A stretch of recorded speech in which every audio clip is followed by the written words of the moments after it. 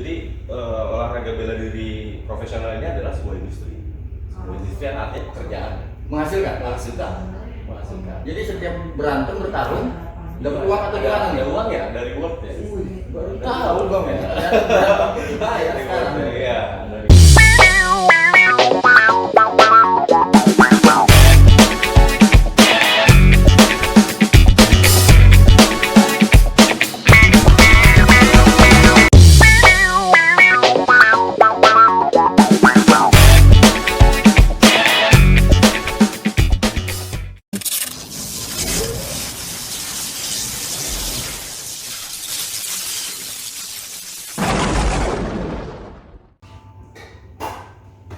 Selamat sore, malam ini, sore hari ini, jangan bohong, datang ke tempat orang yang setiap hari berantem, orang yang setiap hari ngeluarin darah. Tapi gua nggak percaya bahwa hobi dia berantem. Makanya tim kreatif jangan bohong, coba berkomunikasi dengan yang gue bilang tadi, orang yang entah karena dia punya hobi latar belakang berantem di jalanan ya, atau memang dia melihat hal yang berbeda dari sesuatu yang membuat badan dia berisi men. Kalau gue badannya tetap jangan bicara isi badan, kita bicara isi yang lain lah ya. Bang Irwan, terima kasih sudah terima kawan-kawan jangan bohong. Saya yang terima kasih banyak. Jadi teman-teman terima kasih dari Jangan Bohong udah mau ini berkunjung terus nanya-nanya gitu ya. Ini bakal banyak sponsornya nih. Karena olahraga industri harus ada banyak sponsor ya supaya buat maju gitu. Siap. Bang, gue nggak mau ada pesaing bang. Biarkan gue yang pakai topi maksudnya.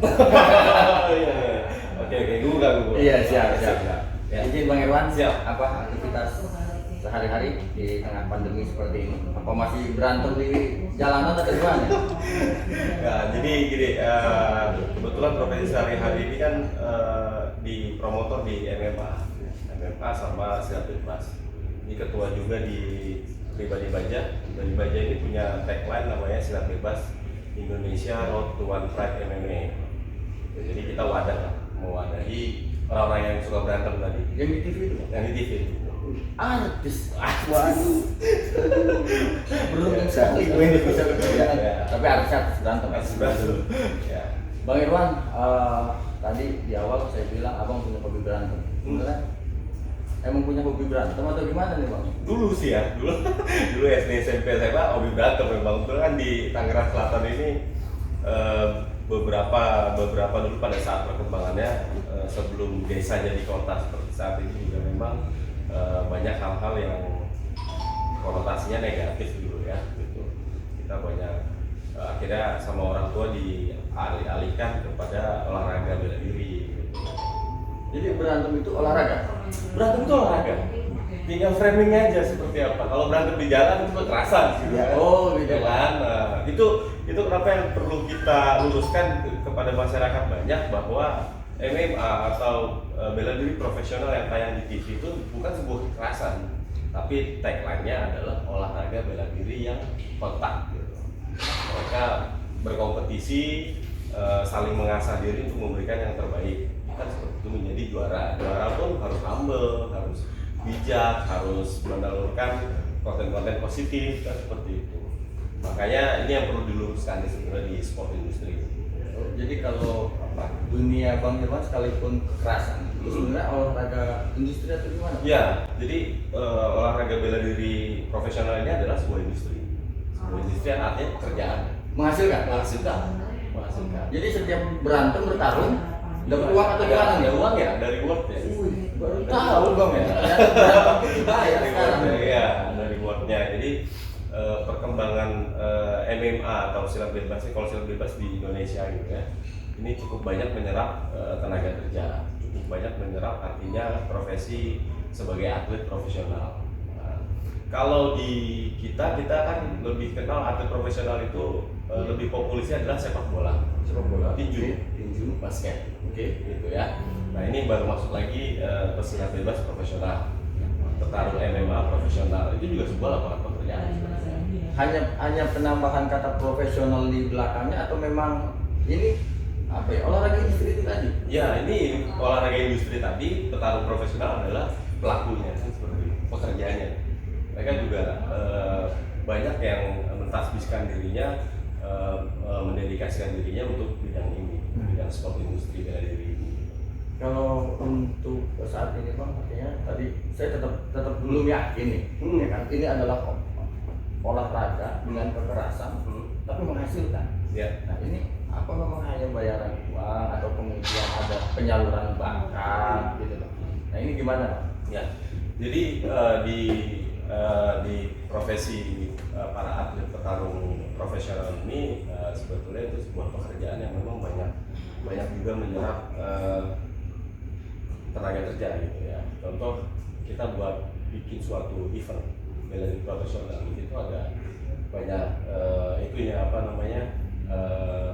pendukung acara kan, misalnya dancer yang kita pakai, terus dari roundel yang kita pakai, lalu penata artis dan panggung segala macam kita pakai, lalu wasit di situ ada, ya kan, lalu penata acara di situ juga ada. Jadi itu sebuah industri. Jangan dilihat saat tarungnya aja gitu. Bahkan tukang parkir pun. Wah itu. Nah, itu ya manfaatnya jadi sepakat Pak kalau jadi manfaat seperti itu. Jadi kalau dilihat dari daya dukung pemerintah saat ini agak sedikit ada perkembangan. Kita pun sebagai orang-orang bela diri profesional tidak terlalu menuntut banyak sebetulnya.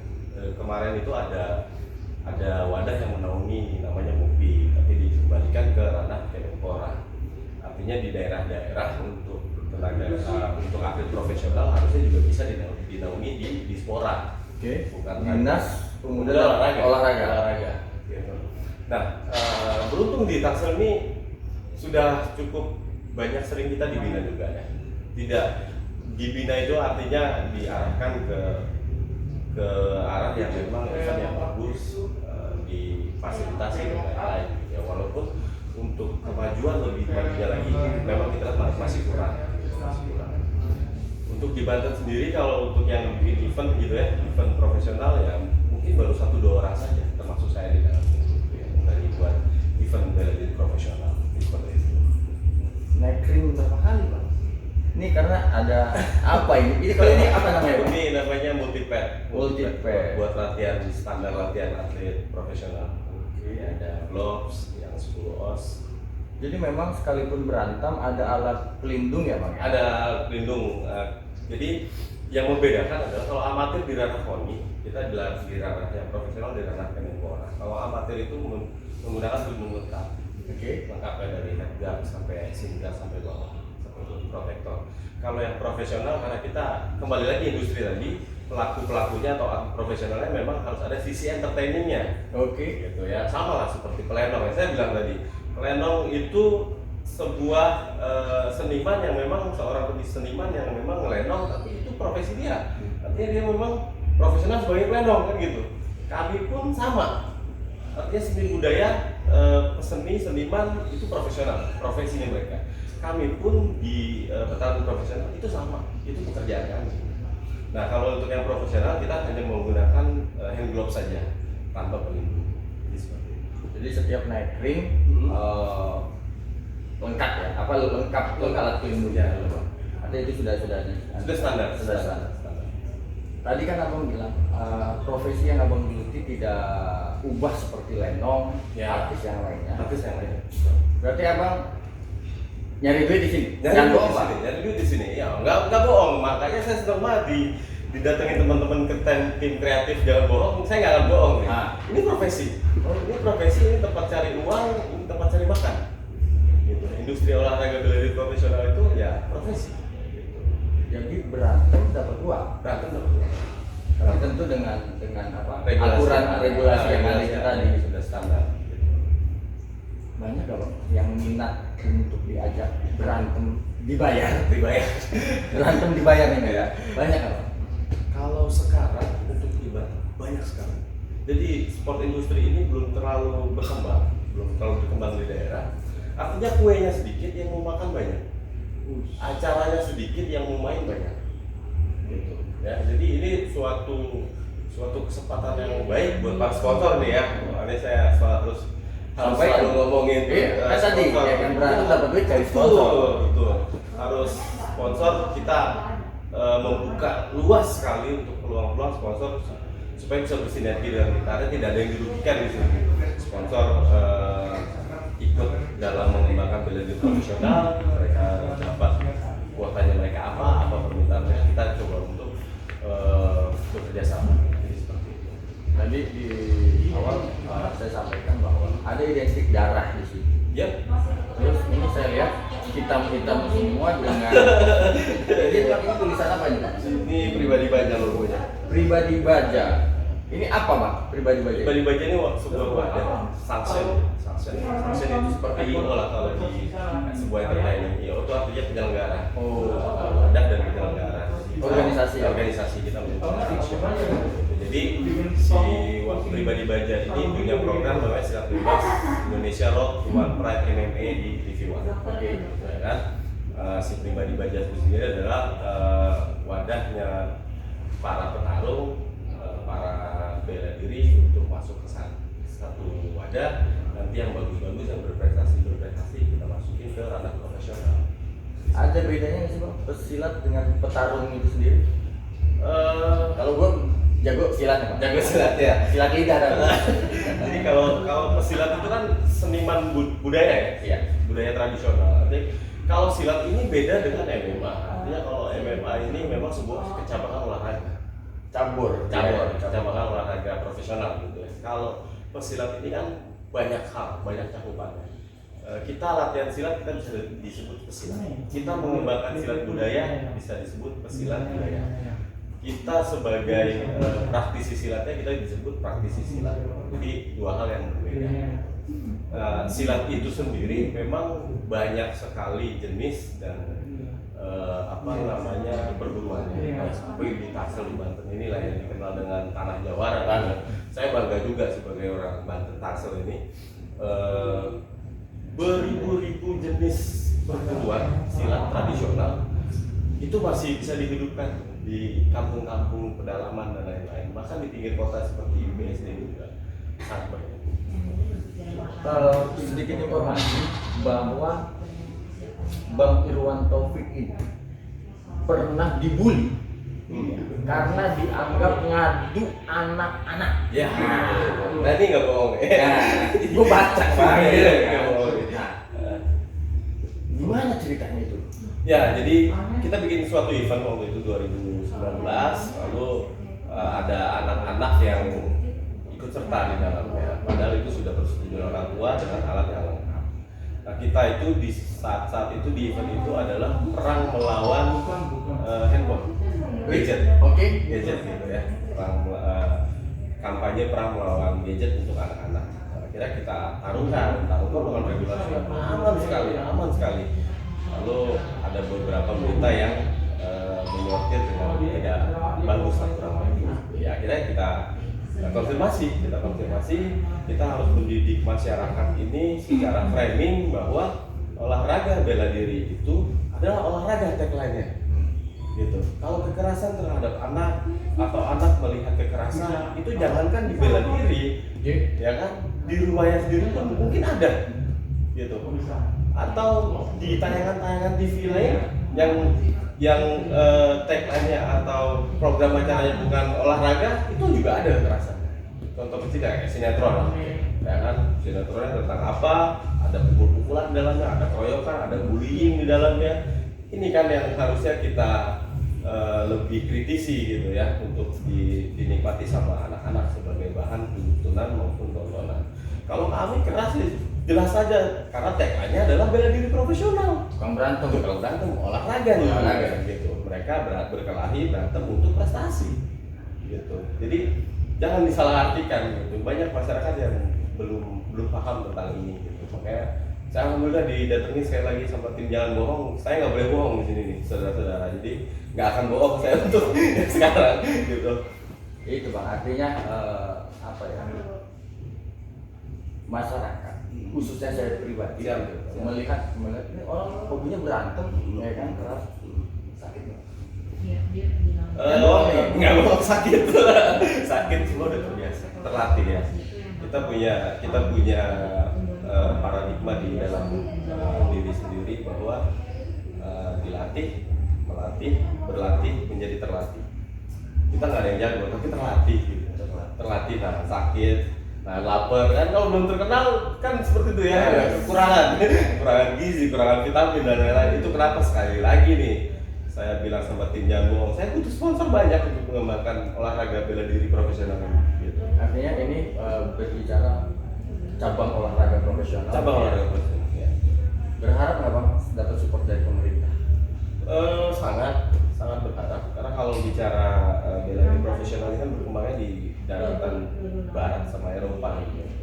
Di sana itu memang semua komisi-komisi atletik negara bagiannya itu sangat mendukung gitu.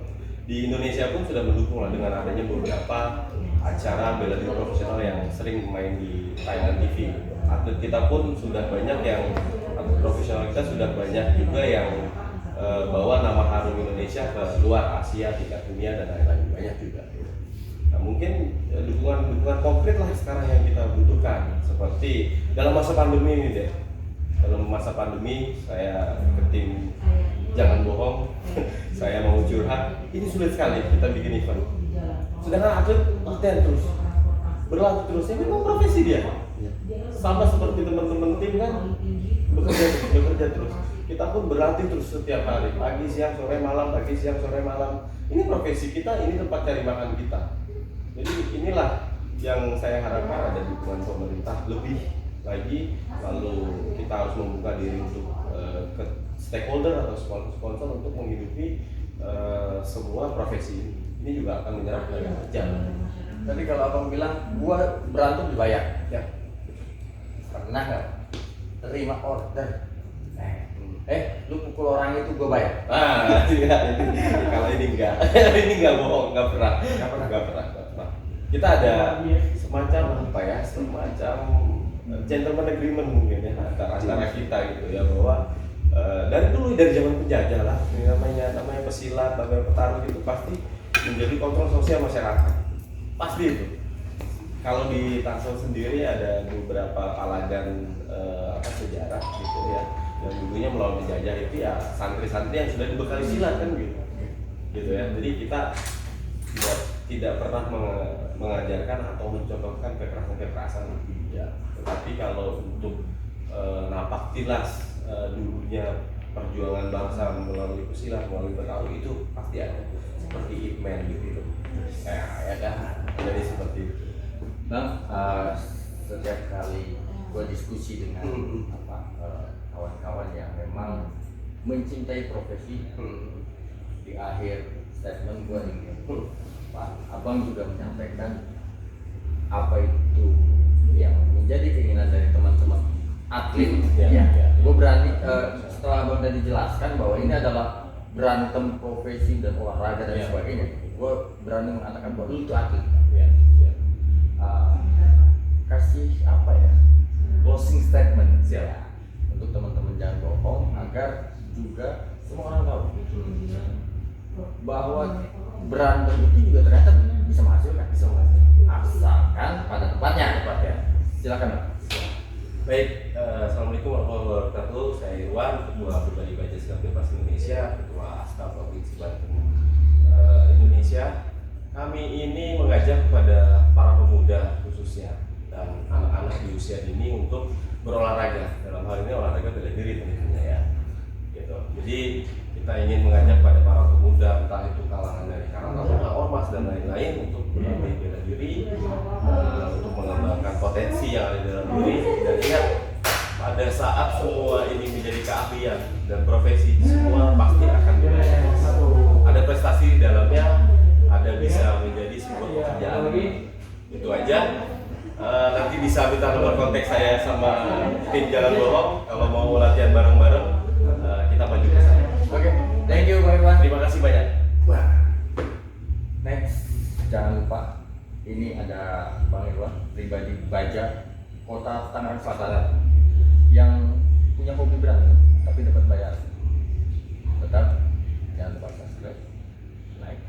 komentari karena belum tentu yang disampaikan Bang Irwan itu benar. Nah, Kita butuh koreksi sudah butuh koreksi. karena membangun bangsa menjadi tanggung jawab kita semua.